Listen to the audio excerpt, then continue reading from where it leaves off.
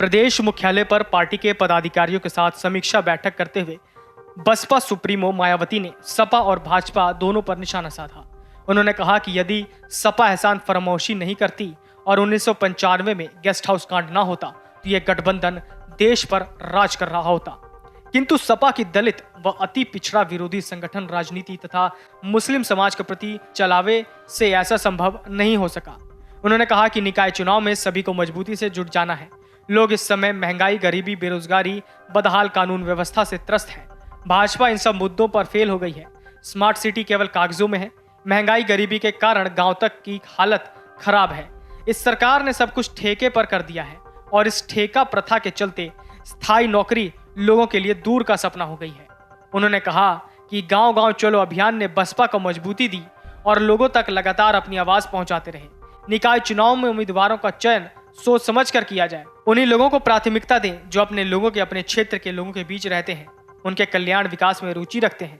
उन्होंने कहा कि सपा का दलितों, अति पिछड़ों तथा बाबा साहेब अम्बेडकर और कांशी राम के प्रति अचानक प्रेम बढ़ जाता है। यह समाज कभी भी इनका नहीं हो सकता, क्योंकि 1995 में गेस्ट हाउस कांड में जो हुआ उसे सब जानते हैं। वहीं इस बैठक में बसपा प्रमुख मायावती ने पार्टी संगठन की मजबूती और प्रदेश के गांव-गांव में पार्टी के जनाधार को कैडर के आधार पर बढ़ाने के दिसंबर के आखिर में दिए गए कार्यों की प्रगति रिपोर्ट ली। इस कार्य में आने वाली प्रगति पर थोड़ा संतोष व्यक्त करते हुए साथ ही समीक्षा के दौरान इनके कार्यों में अब आने वाली कमियों को दूर करने की भी हिदायत दी। इस बैठक में मायावती ने कहा कि इस सरकार में वास्तविक विकास अगर किसी का हुआ है तो वो मुट्ठी भर सत्ताधारी लोगों का हुआ, जो लोग कानून के ऊपर हैं तथा जिनके लिए कानून के राज जैसे अनुशासन का कोई मतलब नहीं। ये सब जग जाहिर है। बसपा की राष्ट्रीय अध्यक्ष मायावती ने इस बैठक में आगामी नगर निगम और नगर पालिका चुनाव को लेकर चर्चा की।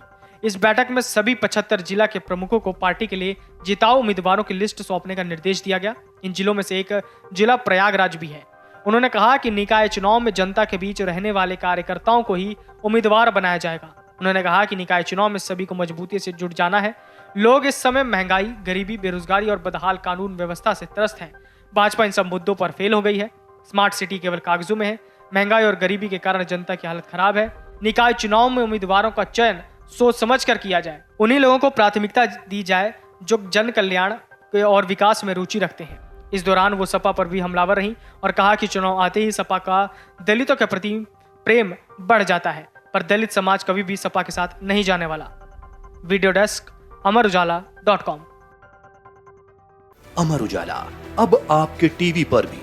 अपने स्मार्ट टीवी पर YouTube पर सर्च करें अमर उजाला, चैनल सब्सक्राइब करें और देखें ताजा खबरें, वो भी HD क्वालिटी में। और हाँ, बेल आइकन दबाना ना भूलें ताकि हर खबर हो आपके घर।